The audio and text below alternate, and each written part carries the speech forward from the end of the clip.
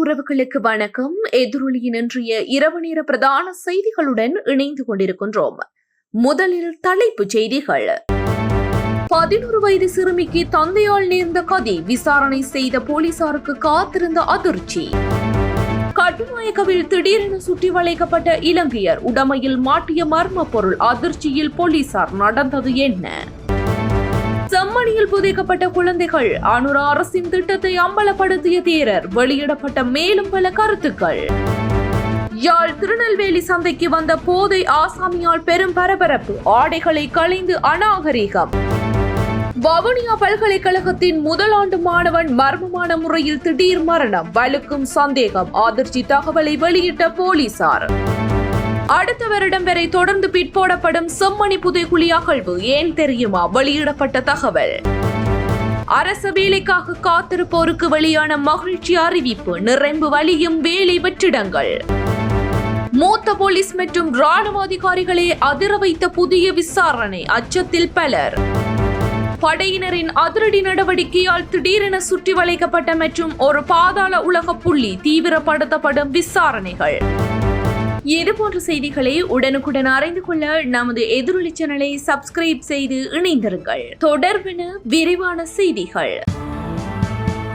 மதுரங்குளியா பகுதியில் தனது 11 வயது மகளை பாலியல் ரீதியாக துன்புறுத்தியதாக குற்றம் சாட்டப்பட்ட தந்தையை போலீசார் கைது செய்துள்ளனர். கைது செய்யப்பட்டவர் மதுரங்குளியா முக்கு தொடுவாயை சேர்ந்த 33 வயதுடைய நபர் என போலீசார் தெரிவித்துள்ளனர். இவர் தனது மகள் மீதான துஷ்பிரயோகம் குறித்து தாயார் போலீசில் அளித்த முறைப்பாட்டை தொடர்ந்து கைது செய்யப்பட்டார். நேற்று முன்தினம் மதியம் மனைவி பூக்கள் பறிக்க சென்றிருந்த வேளையில் வீட்டிற்குள் வைத்து மகளை பாலியல் ரீதியாக துன்புறுத்தியதாக விசாரணைகளில் தெரிய வந்துள்ளது. மேலும் கடந்த காலங்களிலும் பல முறை தனது மகளை இதேபோன்று துன்புறுத்தியதாகவும் போலீஸ் விசாரணைகள் கூறுகின்றன. பாதிக்கப்பட்ட 11 வயது சிறுமி புத்தளம் ஆதார வைத்தியசாலையில் அனுமதிக்கப்பட்டுள்ளார். கைது செய்யப்பட்ட தந்தை புத்தளம் நீதவான் நீதிமன்றத்தில் ஆஜர்படுத்தப்படவுள்ளார் என மதுரங்குளியா போலீசார் தெரிவித்துள்ளனர். வவுனியா பல்கலைக்கழகத்தின் தகவல் தொழில்நுட்ப பீடத்தில் கல்வி கற்கும் முதலாண்டு மாணவர் ஒருவர் உயிரிழந்துள்ளார். இந்த சம்பவம் கடந்த 31ஆம் தேதி இரவில் இடம்பெற்றதாகவும் உயிரிழந்தவர் அனுராதபுரம் பகுதியைச் சேர்ந்த 23 வயது இளைஞர் எனவும் வவுனியா பூவரசன்குளம் காவல்துறை தெரிவித்துள்ளது. இந்த மரணத்திற்கு பகுடிவதை காரணமாக இருக்கலாம் என மாணவரின் குடும்பத்தினர் கடும் குற்றச்சாட்டுகளை முன்வைத்துள்ளனர். உயிரிழந்த மாணவரின் சகோதரி ஊடகங்களிடம் தெரிவித்ததாவது, கடந்த 31ஆம் தேதி இரவு பல்கலைக்கழக மாணவர்களின் விருந்தொன்றில் சிரேஷ்ட மாணவர்கள் என் சகோதரருக்கு பலவந்தமாக மதுபானம் கொடுத்தனர். அவருக்கு எந்தவித உடல்நல பிரச்சனையும் இல்லை. பல்கலைக்கழகத்தில் நடைபெறும் பகுடிவதை குறித்து அவர் பலமுறை எங்களிடம் கூறியிருந்தார் என தெரிவித்தார். இதேவேளை இந்த சம்பவம் குறித்து வவுனியா ஆதார வைத்தியசாலையுடன் ஊடகங்கள் தொடர்பு கொண்ட போது அங்குள்ள வைத்தியர்கள் இது குறித்து கருத்து தெரிவிக்க மறுத்துள்ளனர். உயிரிழந்த மாணவரின் உடல் தற்போது வவுனியா பொது வைத்தியசாலை மடப்பகுதியில் வைக்கப்பட்டுள்ளதுடன் பிரேத பரிசோதனைக்கு பின் மரணத்திற்கான துல்லியமான காரணம் வெளிவரும் என காவல்துறையினர் தெரிவித்துள்ளனர். இச்சம்பவம் தொடர்பான மேலதிக விசாரணைகள் பூவரசன்குளம் காவல்துறையினரால் தீவிரமாக முன்னெடுக்கப்படுகின்றன. யாழ்ப்பாணம் செம்மணி பகுதியில் உள்ள மனித புதைக்குழியின் 3ஆம் கட்ட அகழ்வு பணிகள் குறித்து புதிய தீர்மானம் எடுக்கப்பட்டுள்ளது. அதன்படி புதைக்குழிக்குள் தற்போது மழைநீர் தேங்கி நிற்பதனால் 3ஆம் கட்ட அகழ்வு பணிகள் அடுத்த ஆண்டிலேயே முன்னெடுக்கப்படும் என தீர்மானிக்கப்பட்டுள்ளது. செம்மணி மனித புதைக்குழியில் இதுவரை 2 கட்டங்களாக அகழ்வு பணிகள் மேற்கொள்ளப்பட்டுள்ளன. அந்த பணிகளின் போது மொத்தம் 240 மனித எலும்புக்கூட்டு எச்சங்கள் அடையாளம் காணப்பட்டுள்ளன. இதில் 239 எச்சங்கள் அகழ்ந்தெடுக்கப்பட்டுள்ளன. 3ஆம் கட்ட அகழ்வு பணிகளை முன்னெடுக்க தேவையான நிதி ஏற்கனவே ஒதுக்கப்பட்டுள்ளதாக அதிகாரிகள் தெரிவித்துள்ளனர். இந்நிலையில் 3ஆம் கட்ட அகழ்வு பணிகள் தொடர்பில் ஆராய்வதற்காக யாழ் நீதவான் நீதிமன்ற நீதவான் எஸ் லெனின்குமார், சட்ட வைத்திய அதிகாரி செல்லையா பிரணவன், சட்டத்தரணிகள் நிரஞ்சன் மற்றும் ரணிதா உள்ளிட்டோர் இன்று தளத்திற்கு சென்று நேரில் பார்வையிட்டனர். இதன்போது புதைக்குழிக்குள் நீர் தேங்கியிருப்பது உறுதிப்படுத்தப்பட்டதால் அடுத்த கட்ட நடவடிக்கைகள் குறித்து மீண்டும் வரும் ஜனவரி 19ஆம் தேதி தளத்திற்கு விஜயம் செய்து முடிவு எடுக்கப்படும் என தீர்மானிக்கப்பட்டுள்ளது.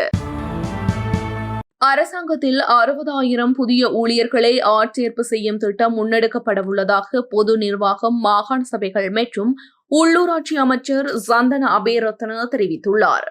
இந்த ஆட்சேர்ப்பை நடைமுறைப்படுத்துவதற்கான தேவையான அனைத்து நடவடிக்கைகளும் தற்போது மேற்கொள்ளப்பட்டு வருவதாக அவர் குறிப்பிட்டுள்ளார்.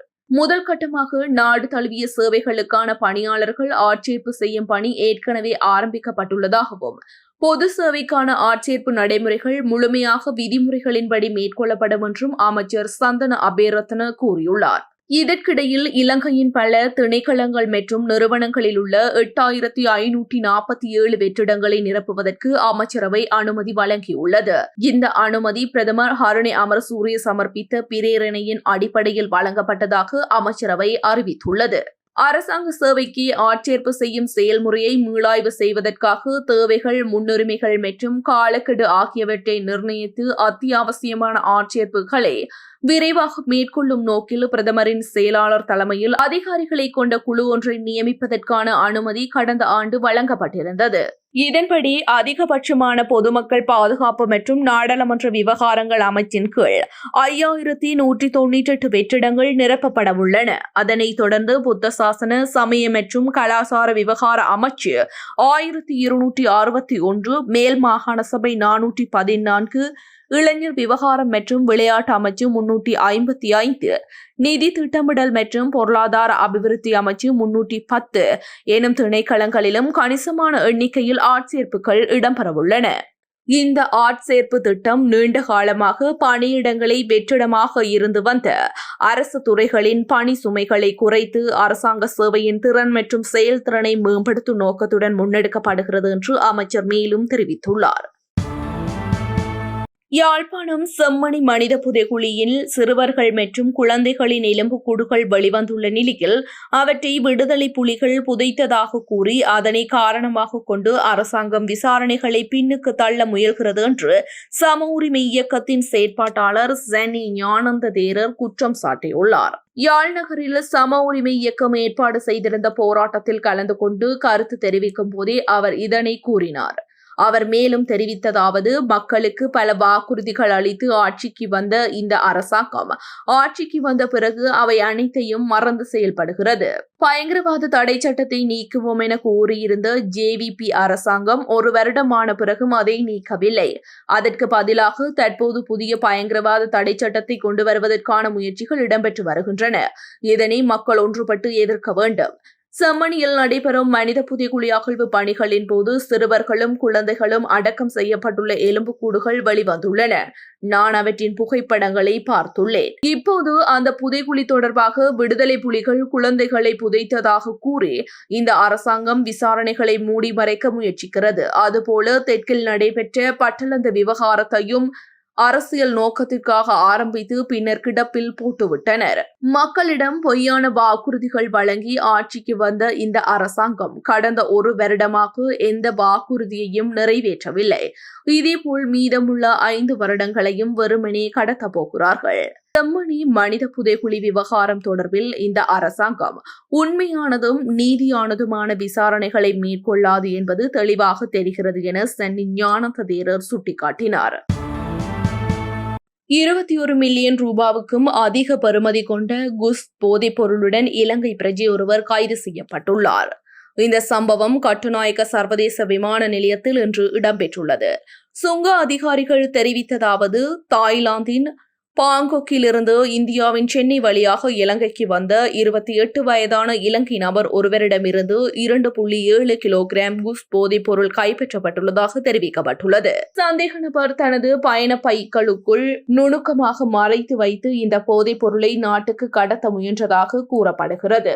கைது செய்யப்பட்ட நபரிடம் நடத்தப்பட்ட ஆரம்ப விசாரணைகளின் அடிப்படையில் இந்த போதைப் பொருள் வெளிநாட்டில் இருந்து இலங்கைக்குள் கடத்தப்பட்ட ஒரு பெரிய கடத்தல் வலையமைப்பின் ஒரு பகுதியாக இருக்கலாம் என சந்தேகம் நிலவுகிறது. சுங்க அதிகாரிகள் கைப்பற்றிய இந்த போதைப் பொருட்களின் சந்தை மதிப்பு 21 மில்லியன் ரூபாவுக்கு மேலென மதிப்பிடப்பட்டுள்ளது. இந்நிலையில் கைது செய்யப்பட்ட சந்தேக நபர் மேலதிக விசாரணைகளுக்காக காவல்துறை போதைப் பொருள் ஒழிப்பு பிரிவினரிடம் ஒப்படைக்கப்பட்டுள்ளார். சம்பவம் தொடர்பான விசாரணைகள் தற்போது தீவிரமாக நடைபெற்று வருகின்றன. யாழ்ப்பாணம் திருநெல்வேலி சந்தையில் நேற்றைய தினம் சன நெருக்கடி அதிகமாக இருந்த வேளையில் ஒரு இளைஞன் கடும் போதையில் தனது ஆடைகளை களைந்து மக்கள் மத்தியில் கலகம் ஏற்படுத்திய அதிர்ச்சிகரமான சம்பவம் இடம்பெற்றுள்ளது. சம்பவத்திற்கு பின் அங்கிருந்தவர்கள் உடனடியாக நல்லூர் பிரதேச சபைக்கும் கோப்பாய் போலீசாருக்கும் தகவல் வழங்கியிருந்த போதிலும் அதிகாரிகள் சம்பவ இடத்திற்கு வரவில்லை என கூறப்படுகிறது. அந்த இளைஞனை அவ்விடத்திலிருந்து அழைத்து செல்ல அவரது பாட்டி ஒரு வயோதிப பெண் முயன்றபோது இளைஞன் அவரையும் தாக்க முயன்றுள்ளார். பின்னர் இளைஞரின் தந்தை மற்றும் குடும்பத்தினர் சம்பவ இடத்திற்கு வந்து அவரை அங்கிருந்து அழைத்து சென்றுள்ளனர். இதனையடுத்து திருநெல்வேலி சந்தை பகுதியில் போதைப் பொருள் விற்பனையாளர்கள் மற்றும் போதை பாவனையாளர்கள் அதிகரித்து வருகின்றனர் என வியாபாரிகள் தெரிவித்துள்ளனர். இதனால் சந்தைக்கு வரும் மக்கள் மற்றும் வியாபாரிகள் பல்வேறு இன்னல்களுக்கு உள்ளாகி வருகின்றனர் என்றும் கூறப்படுகிறது. வியாபாரிகள் மற்றும் பொதுமக்கள் கோருவதாவது சந்தைக்குள் மற்றும் பிரதேச சபையால் பொருத்தப்பட்டுள்ள கண்காணிப்பு கேமராக்களின் பதிவுகளை பயன்படுத்தி சம்பவம் தொடர்பாக போலீசார் உடனடி விசாரணைகளை மேற்கொண்டு குற்றவாளிகளை கைது செய்ய வேண்டும் என்பதே. அதேவேளை போதைப்பொருள் தொடர்புடையவர்களை சந்தை பகுதிகளில் இருந்து நீக்க நல்லூர் பிரதேச சபை அவசர நடவடிக்கை எடுக்க வேண்டும் எனவும் அவர்கள் வலியுறுத்தியுள்ளனர்.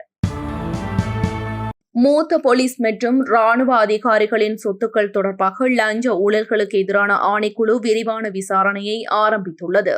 இதன்படி முதற்கட்டமாக போலீஸ், ராணுவம், கடற்படை மற்றும் விமானப்படை ஆகிய பாதுகாப்பு துறைகளில் உள்ள உயர் அதிகாரிகளின் சொத்து அறிவிப்புகள் மற்றும் சொத்து பதிவுகள் மதிப்பாய்வு செய்யப்படவுள்ளதாக தெரிவிக்கப்பட்டுள்ளது. பின்னர் இந்த விசாரணை கீழ்நிலை அதிகாரிகளிடமும் விரிவுபடுத்தப்படும் என ஆணைக்குழு அறிவித்துள்ளது. மேலும் சிறைச்சாலைகள் திணைக்களம், இலங்கை சுங்க திணைக்களம், குடிவரவு மற்றும் குடிவரவுத்துறை ஆகியவற்றுடன் இணைந்த அதிகாரிகளின் சொத்து கோப்புகளையும் ஆய்வு செய்யும் திட்டம் ஆணைக்குழுவினரால் எடுக்கப்பட்டுள்ளது. இந்நிலையில் மூத்த போலீஸ் மற்றும் ராணுவ அதிகாரிகளை சுற்றியுள்ள இந்த விசாரணை அவர்களிடையே அச்சத்தை ஏற்படுத்தியுள்ளதாக கொழும்பு ஊடகங்கள் செய்தி வெளியிட்டுள்ளன. ஒழுங்கமைக்கப்பட்ட குற்ற கும்பலை சேர்ந்தவராக நம்பப்படும் சமபோசா எனப்படும் மதுசங்க என்ற சந்தேக நபர் போலீசாரால் கைது செய்யப்பட்டுள்ளார். இந்த கைது கொழும்பு வடக்கு குற்றப்புலனாய்வு பிரிவினரால் மேற்கொள்ளப்பட்டதாக போலீசார் தெரிவித்துள்ளனர். சந்தேக நபர் பிரபல ஒழுங்கமைக்கப்பட்ட குற்றவாளியும் பெரிய போதைப்பொருள் கடத்தல்காரருமான வெள்ளை சாரங்கா என அழைக்கப்படும் கமகெதர சாரங்கா பிரதீப்பின் நெருங்கிய நண்பராக அடையாளம் காணப்பட்டுள்ளார். அவர் கொழும்பு கிராண்ட்பாஸ் பகுதியில் வைத்து கைது செய்யப்பட்டதாகவும் அவரிடமிருந்து 26.890 கிராம் ஐஸ் வகை போதைப்பொருள் போலீசாரால் மீட்கப்பட்டதாகவும் தெரிவிக்கப்பட்டுள்ளது. மேலும் கைது செய்யப்பட்ட மதுசங்க 5 தனித்தனி கொலை வழக்குகளிலும் தொடர்புடையவர் என போலீசார் தெரிவித்துள்ளனர். சம்பவம் தொடர்பாக மேலதிக விசாரணைகள் தொடர்ந்து நடைபெற்று வருகின்றன. இத்துடன் எதிரொலியின் இன்றைய இரவு நேர பிரதான செய்திகள் நிறைவடைகின்றன. இன்றைய இரவு நேர செய்திகள் தொடர்பான உங்களுடைய கருத்துக்களை கீழே பதிவிடுங்கள். மேலும் இதுபோன்ற செய்திகளை உடனுக்குடன் அறிந்து கொள்ள நமது எதிரொலி சேனலை சப்ஸ்கிரைப் செய்து இணைந்திருங்கள்.